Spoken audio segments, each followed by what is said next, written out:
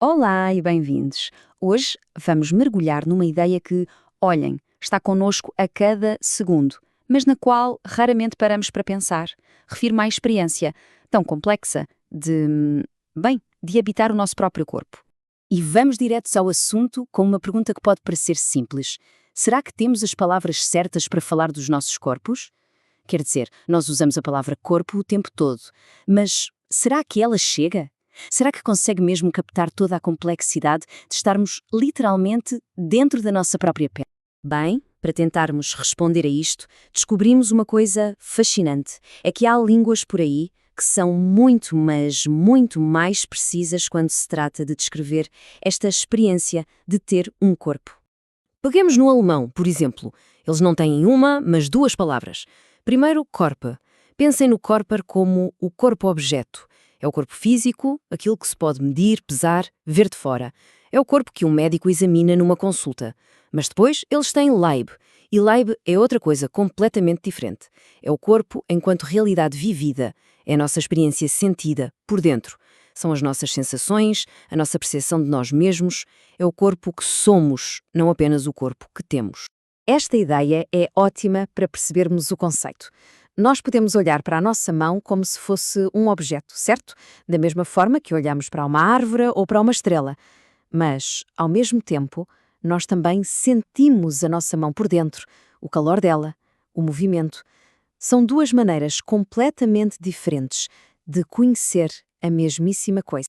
E olhem que esta distinção não fica só pela linguística, não. Há um filósofo muito importante que pegou nesta ideia e a explorou a fundo, essa visão de dentro para fora.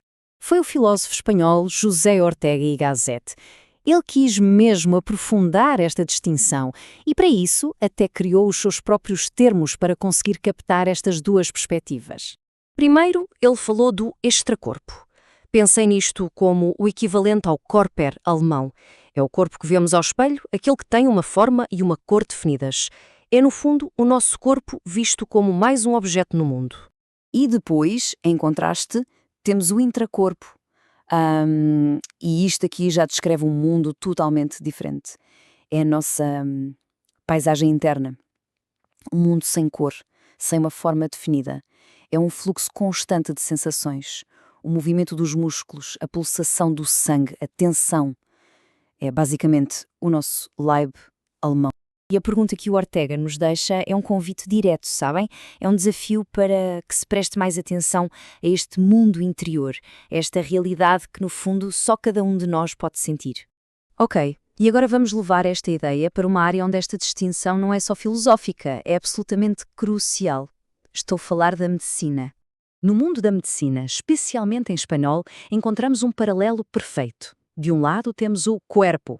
É o corpo-objeto, o tal Körper que a anatomia e a fisiologia estudam.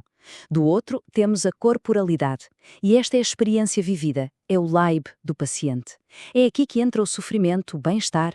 De um lado, dados objetivos, do outro, o sentimento subjetivo. Parem para pensar nisto. Quando um médico pergunta como se sente, ele não está só a pedir dados objetivos, pois não? Ele está a perguntar pela corporalidade, pela experiência subjetiva que a pessoa está a ter da sua doença ou da sua saúde. No fundo, está a tentar espreitar essa tal paisagem interna do paciente. E é precisamente aqui que as coisas se podem complicar. É quando estas duas realidades, a objetiva e a subjetiva, entram em conflito. E isto cria aquilo a que a nossa fonte chama de o paciente-problema. Este é um cenário que, infelizmente, talvez seja familiar para alguns. Aquele paciente que anda de médico em médico, faz todos os exames e os resultados estão todos normais. Mas mesmo assim, a pessoa continua a sentir-se profundamente doente. É uma disparidade brutal entre os dados objetivos do corpo e a realidade vivida da corporealidade. Ou seja, a ciência, os exames, a análise fria do corpo dizem que está tudo bem. Mas a experiência da corporalidade, aquele sentimento interior, está a gritar que não, que algo está muito errado. E aqui está o ponto-chave. No final do dia, a própria prática médica acaba por reconhecer a validade desta experiência subjetiva. Apesar dos exames não mostrarem nada, o médico reconhece o sofrimento. A corporalidade, a experiência do Leib, é aceito como uma realidade clínica. Isto é muito importante. Mas como é que esta experiência vivida aparece? Como é que ela emerge na nossa consciência? Para percebermos isto melhor, há um exemplo fantástico do filósofo Jean-Paul Sartre. Sartre descreve um processo que nos é muito familiar. Imaginem, estamos numa poltrona a ler, super concentrados, depois de algum tempo começa a surgir um mal-estar, uma coisa vaga, que mal notamos, estamos demasiado absortos no livro.